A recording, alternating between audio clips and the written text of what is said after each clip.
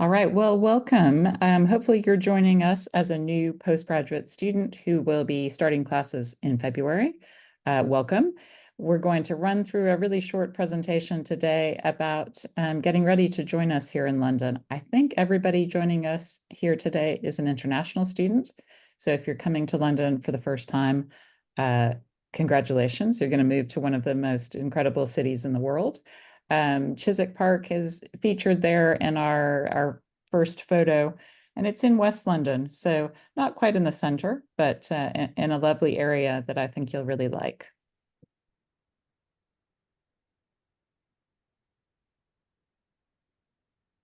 Okay, so first off, this is the Student Affairs team, and you will meet them as you start your classes at Richmond. Some of the team will be with us during orientation, others you'll meet in the first week of classes. But that's me up at the top. I'm Alison Kolstutz. I oversee the Department of Student Affairs. I'm very excited about having you all join us in February. Next to me there is Ian Lunny. He is our interim student accommodation and community support officer. So he will be helping if you have any questions about student accommodation or finding accommodation in London, but also some support for clubs and societies and activities happening on campus and in London. Monica De Freitas is our student health and wellbeing officer. And if you are somebody who maybe has a few challenges ahead of you, returning to higher education or coming into higher education after some time away, Monica is a great person to talk to. She coordinates our counseling program and also can help you sign up with a general practitioner and has lots of other helpful insight. Alice Fillingham, I think, is here with us today. She is our student accessibility officer. If you are somebody who has used concessions or support for studies in the past, like extra time, extended deadlines, use of assistive software, Alice is a great person to talk to, and likely she will have already contacted you in advance of your arrival. Catherine and Chi make up our UKVI compliance team. So any questions you have about student visas and particularly about e-visas, which are new to us this year, they'll be able to answer those. I think Catherine is with us today too, so I'll let you guys say a quick hello in a few minutes. Maria and Ragad make up our careers and internships team, and they are people that will be around during orientation to talk to you about what's out there for postgraduate students. Each of you has the opportunity to take part in an internship during your course if you would like. It is not required, but it is an optional part.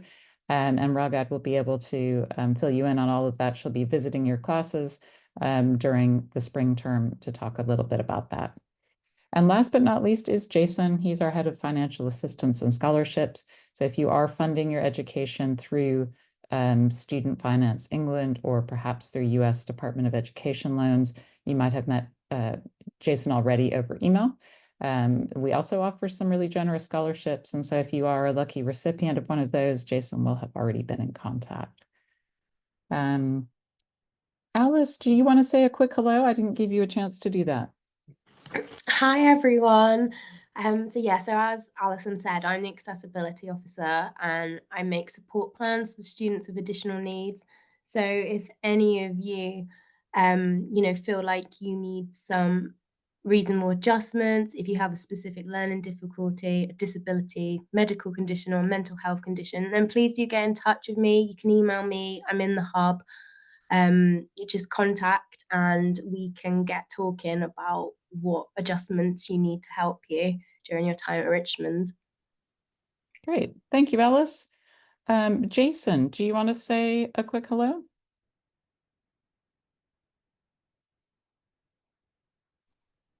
Hello.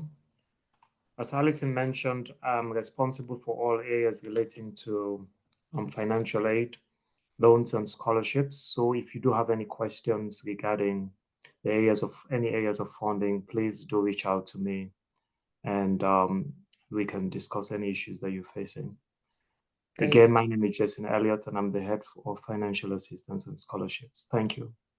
Thanks, Jason. And Catherine, I think you're here with us as well. Do you want to say a quick hi? Yeah, hi everybody. I'm Catherine and I work with the UK VI compliance area. So if you're here on a student visa, which I think is pretty much all of our new students, then you will meet me and my colleague Chi as soon as you arrive on campus, because we need to do document checks and any sort of questions you have about your visa whilst you're here and the graduate route visa that you may want to apply for at the end, we can advise on that. But one of the most important things, which I think maybe we'll talk about in this session, not sure, but one of the most important things which all our students have to do is to create your e-visa, electronic visa, because all student visas are now digital. So we want you to do that if possible before you come to campus, because it will make things a lot quicker during orientation. There is information on that. I can put something in the chat as well. So there's like a flyer which will give you some information. But yeah, nice to see everybody. Thanks, Catherine. Okay, so let's get started. You have been sent some information over email, and I'll be sending more of this a little bit later this week. But one of the first things you need to do in order to access your IT accounts is to sign into Outlook. So as a student at Richmond, you have the whole package of Microsoft 365, which includes MS Word, Excel, Outlook, Teams, and the rest of it. You go to outlook.office.com and your username will be your student ID number. This is the number that starts with 000.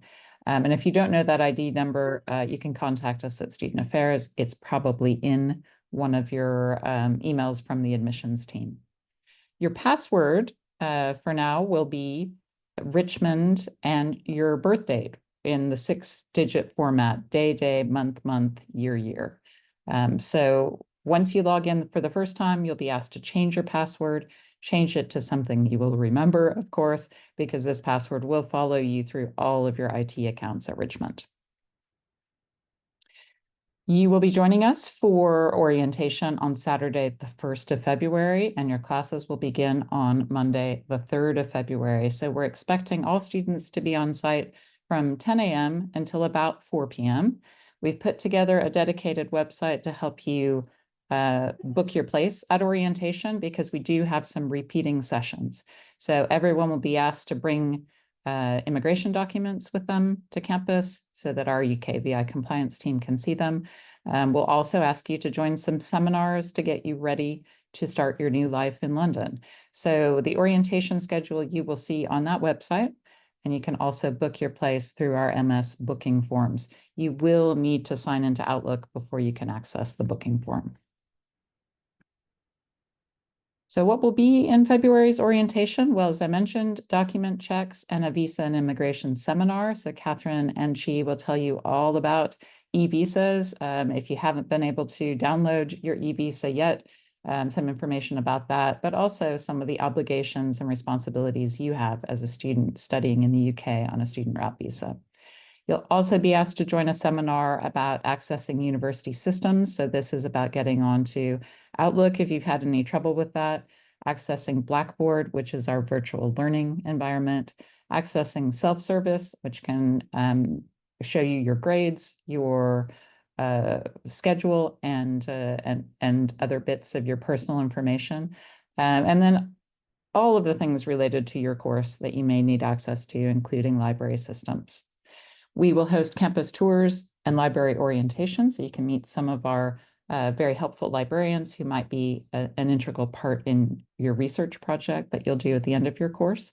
We'll also host a Life in London seminar. So if you have questions about transport, banking, mobile phones, anything London related, we'll be covering that in our Life in London seminar. On the same day, you will meet your academic faculty. So you will meet the course leader who is leading the course that you've chosen, and also the faculty that teach on that course. You'll be able to collect your student ID cards. So remember to send in your photo so we can produce those in advance. And if you'd like to, you'll have the opportunity to meet our finance and IT teams. So it is mandatory to be at orientation in person. It's a really important part of getting ready to start your course on Monday. So we look forward to seeing you all there on the Saturday. I mentioned Blackboard. Blackboard is our virtual learning environment. It's the platform on which you will get all of your course materials. So if you are enrolled, for example, on 3 courses within the semester, each course will have a homepage on Blackboard, and you'll be able to access the syllabus, the course materials, the assessment criteria, and the rest of it. So to get you prepared to use Blackboard, we have created an orientation course for new student orientation, which means you can log on now. Once you log on to Blackboard and change your password, you just go to blackboard.richmond.ac.uk.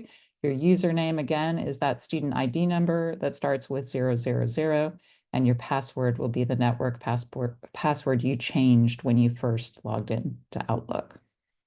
Blackboard is fairly intuitive, but if you do have any problems or questions, you can always send us a message and we'll get back to you. This is what your course looks like. So it will turn up as postgraduate orientation for spring 2025. There are some videos, there are some links, there are some documents and things that you can read through.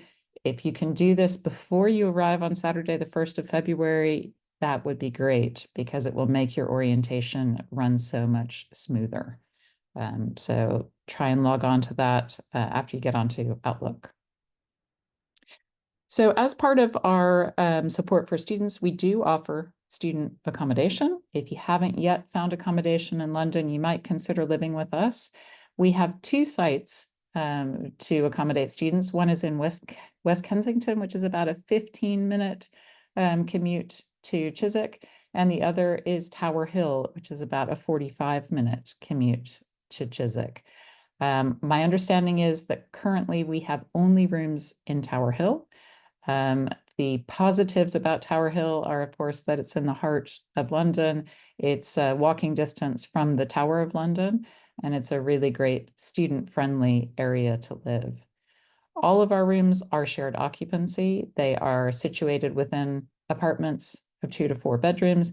They have shared kitchens and common spaces, and they do offer all of the supplies that you need when you move in. So you won't need bedding, you won't need kitchen supplies, that's all included. Unbelievably, they are cleaned weekly, which I think is a huge bonus. And we do have Richmond students living on site to support you while you're living there. So we're offering 16-week contracts. Those do mean a move-in date from this Monday, the 13th, but we can accommodate later arrivals. Obviously, your courses are starting a bit later. If you choose to rent in the private sector, and many of our students do, think about ways you might connect with reputable landlords, because there are, unfortunately, some people out there who will take your money and cause you a lot of grief. So make sure that you go through agencies that are real and host landlords that are willing to support you in your search for accommodation. Think about some of these questions. So can you live somewhere nearby, or can you stay nearby to the campus? West London is a lovely place to live, but it is quite expensive. So many of our students are commuting between 45 minutes to an hour to campus. Make sure that you get to know your landlords. So if somebody's offering a room in their home, or perhaps an apartment within a wider set of apartments, make sure you know who the person is who's offering you that accommodation, and make sure you go through the checks to make sure they're real people. You will be required to put down a deposit when you rent any property, so think about how your deposit is protected, and your journey to and from campus. And if that's on public transport, which buses, which trains, which tubes do you need to take? Lots of students will look for local amenities as well, so supermarkets or late night drugstores or other places that might be important to them. So look around and see what's out there, and definitely check to see whether your apartment is furnished or not. The apartments that we're offering students are fully furnished in that they offer all of the kitchen equipment and bedding and towels and the rest of it that you would need, but not every place is like that. Most places aren't, in fact. So before you start your course, you will have the opportunity to join one of our WhatsApp groups.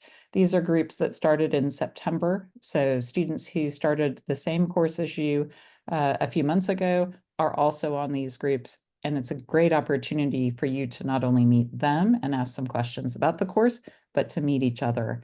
I will be sending a message out to all of you with links to join those WhatsApp groups. They are per course, so PR and advertising, international business management, and others.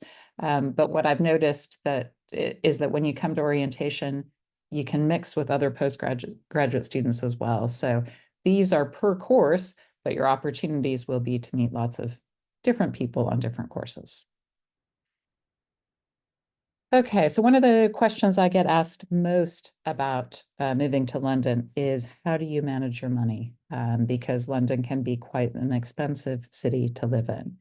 And we've got a few tips here. So the cost of living in the UK generally, people spend around £40 per week on average on household food. So this does not mean going out to restaurants.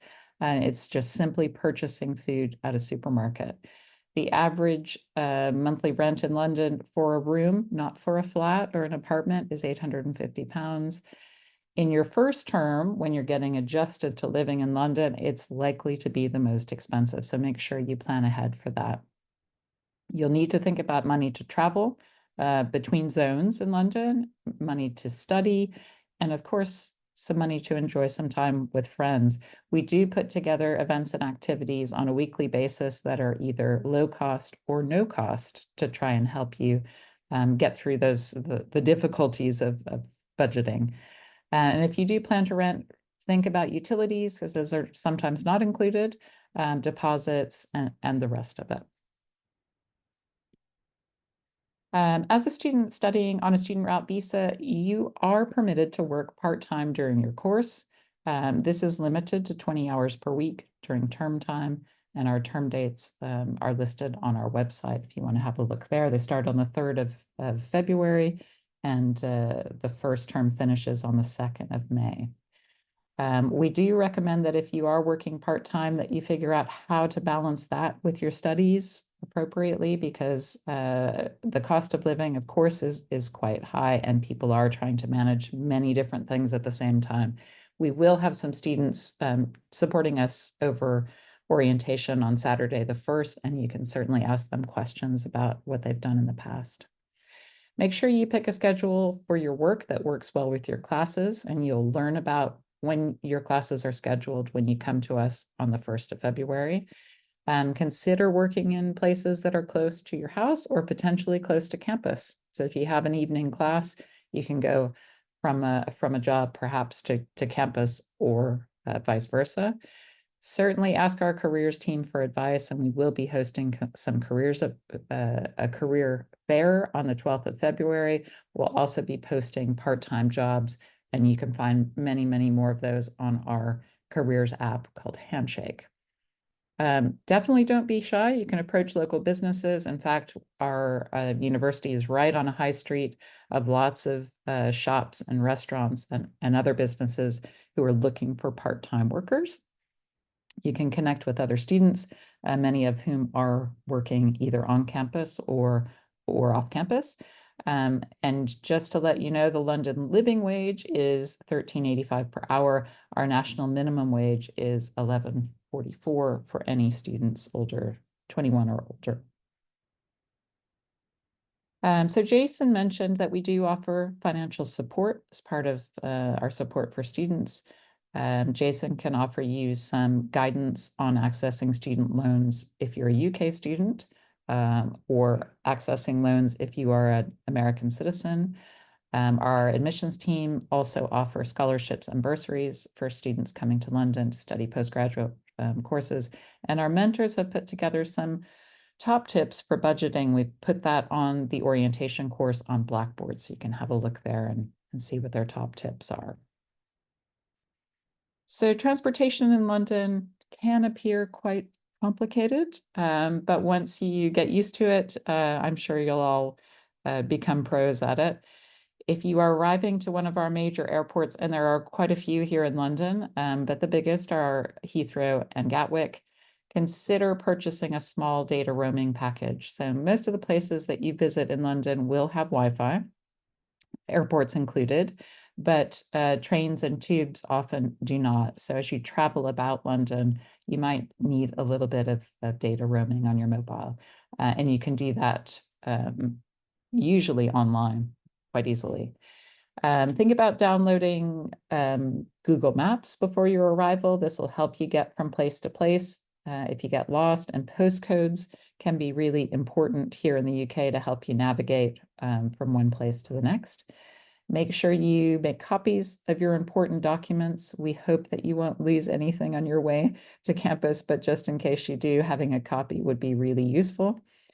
Most places here in the UK have gone cashless, but if you are concerned about currency exchange, you can certainly bring some cash to try and get through the first couple of days here in the UK. And top tip definitely on travel is avoid bringing too many bags. Things are a lot smaller here in the UK, and you'll have to fit things into probably a smaller living situation. So bring as little as you can. So if you're joining us directly from the airport, we recommend that you arrive between 8 and 4 if you can. It makes transport a lot easier, but of course you can arrive later in the evening if that's what you need to do. All of our major airports have train, tube, taxi, and bus facilities. And if you do have questions about how to get from there to campus or there to your student accommodation, we can help with that. Public transport services have live information, and it's mostly on Google Maps. You can also download City Mapper for London and get live departures for all trains, tubes, buses, and trams. While you're here in London, we do know that travel can be quite expensive, so you can sign on to get an 18+ student Oyster card. This gives you 30% off of weekly and monthly travel. And during our Life in London seminar, when you arrive on the 1st, we'll talk you through how to get through this application and the discounts that it offers. TfL offers a journey planner app as well, so you can look at that either on a desktop or on your phone. And you'll have to start thinking about how you travel through zones in London. So at Chiswick Park, we are in Zone 3. If you're living at Tower Hill, for example, you'll be living in Zone 1. So you're crossing Zone 1, 2 to 3 to get to Chiswick Park. Some of our students live a little farther out. They live in Zone 5 or potentially 6, and they're traveling from 5 or 6 into Zone 3. So costs will depend on when you travel and where you're traveling from and to. But again, we'll cover all of this during the Life in London seminar.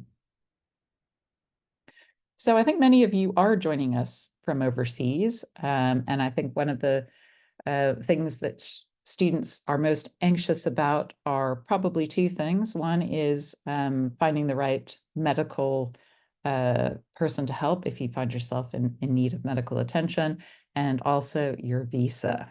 So just a note about the National Health Service here in the UK. If you have signed on a student route visa to join us and you're sponsored by Richmond, you will have paid an NHS surcharge and you'll have full access to the National Health Service. We will help you, walk you through how to sign up with a general practitioner and access that healthcare during orientation. But I'm going to hand over to Catherine, who's going to tell you a little more about student visas. Thank you. Is there another slide? Sorry. Okay. Thank you. So as I mentioned right at the beginning when I introduced myself, visas are now digital. So most of you probably have got something called a vignette in your passport, which is like a yellow sort of paper page, which is just your entrance visa. So that's just to arrive the first time. So what you will need to do, most of you will be that you'll need to create your UKVI accounts. The only visa holders who won't need to do that are people from the EU, the EEA, from Switzerland, so Europeans basically, because yours will automatically have been digital created, but everybody else will have to go on and create that. So what we want you to do, I've put a flyer in the chat, which you can look at if you haven't yet created it. So you can go on and try and do that before you arrive. That would be really good. And once you've done that, you can generate something called a share code, which is here on the View and Prove Immigration Status link of the Home Office on the slide. And you can email that to us. I've actually created on the flyer a QR code, which is now linked to an MS form, which we would like you to send the share codes to. But if you do send them to Student Affairs, it's not the end of the world. So we will be able to get them there, but obviously the QR code would be best. So if you can do that before the 1st of February when you arrive, that'd be great. If you aren't able to, then of course we can help you with that, but it will save a lot of time if you could try and do that before. And there is the actual address website link to go to create your e-visa or UKVI account. It's called Get Access to e-visa. The instructions will also be in your visa decision letter, which would have been emailed to you from the UKVI, which is usually, as I said, emailed. So if you go back and have a look at that, it will also direct you to how to create your account as well. Is there any more slides? Yeah. So what you would need to bring with you to campus. So your document checks is the first thing that will happen when you arrive on campus. So we need to check everything before you can proceed to get your class schedule and to register and things like that. So you need to bring your original passport. So not a copy on your phone or paper or anything like that. We need to see the original, and we need to take a copy of that. And again, your share code of your e-visa, if you've already created it and you haven't already sent it in, then we'll need to see it on the day.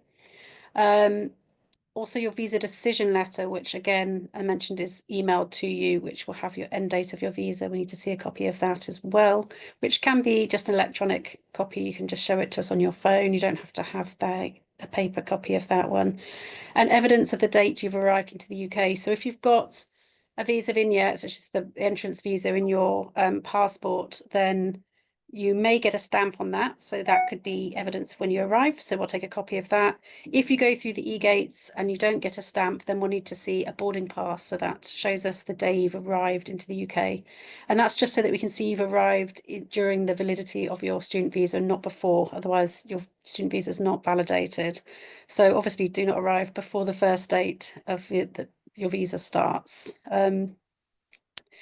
Yes, and that's sort of the main things we need to see, really. Thank you. Yeah, that's any questions, put them in the chat, and hopefully I can answer. Thank you. Thank you. Okay, so another thing that we'll go over at our Life in London seminar on the 1st is about banking in the UK. You can definitely open a bank account here, and if you do plan to work part-time during your studies, you will need to do this because that is how you will be paid into a direct deposit into an account. In order to open a bank account, you will need proof of student status, a proof of address, so your term time living address, and your immigration documents. So that e-visa that Catherine just talked about will be a really important part of opening a bank account. Some of our students go with high street banks. Some of our students go with electronic banks only. So places like Monzo or Starling or some of the other accounts you can open as well, often with a little less paperwork than the high street branch. We do have a partnership with HSBC on Chiswick High Road, and they will be coming to support students in opening bank accounts during your first week of classes. So just a note about accessibility and inclusion, and Alice, you want to say a few words on this? Yeah, sure. So at Richmond, we support everyone to achieve their potential. As it says on the slide, our motto is unity and diversity, and our main aim is to have you all succeed. So like I said at the beginning when I was introducing myself, if you have an additional need, so that's a specific learning difficulty, a disability, a medical condition or a mental health condition, then please do get in touch with me. The process is simple. There is a short form, which I will link in the chat after I finish speaking, or you can come and visit me in the hub, or you can email me and we can arrange a meeting. You do have to provide evidence to get a support plan, such as doctor's letter or a note from a previous school. Some concessions we offer include extra time in exams, preferred seating, extended deadline extensions, short rest breaks to regain concentration. If you feel you would benefit from extra support, but you don't meet the criteria to get a support plan, we at Richmond have other resources that we offer to all students where you don't need the support plan, like peer mentoring and peer tutoring. So a peer mentor is another student at Richmond who can help you with navigating student life and can help you with the liberal arts programme. And a peer tutor can help you gain confidence with the specific topic. We also have a writing centre to help you improve your academic writing skills, and a math centre. And these are all free services and a great way to get extra support. Great, thank you, Alice. Okay, so orientation, the main event. The key date again is Saturday, the 1st of February. This will be at the Chiswick Park campus, building 12. The orientation will start at 10 a.m. and we expect you to be finished by about 4 p.m. Following this, your first day of classes will be Monday, the 3rd of February. And throughout the term, we'll be running events and activities to help you get used to living in London and also give you a taste of the local area. So you can sign up for those at store.richmond.ac.uk. I mentioned those WhatsApp groups. I will send those to you after this webinar, and they're also posted on our Blackboard course where you can find them. Okay, so that is it from me. I'm going to hand it over to you for questions now. I think there's one person who I haven't introduced you to, and that's Gemma. Gemma, do you want to say a quick hi? She's our head of admissions. Hello, everyone. Sorry, I'm very sorry I joined a little bit late, but yeah, thank you for joining us this afternoon. We're really looking forward to welcoming you in just a few weeks. So yeah, if you have any questions, I do recognise a lot of the names on here, which is great. If you have any questions about your next steps or visa queries, then please do not hesitate to get in touch. I will pop our email in the chat. Thank you. Thanks, Gemma. So there's a few questions in the meeting chat I can go through. I'm just going to stop our recording, I think. I can.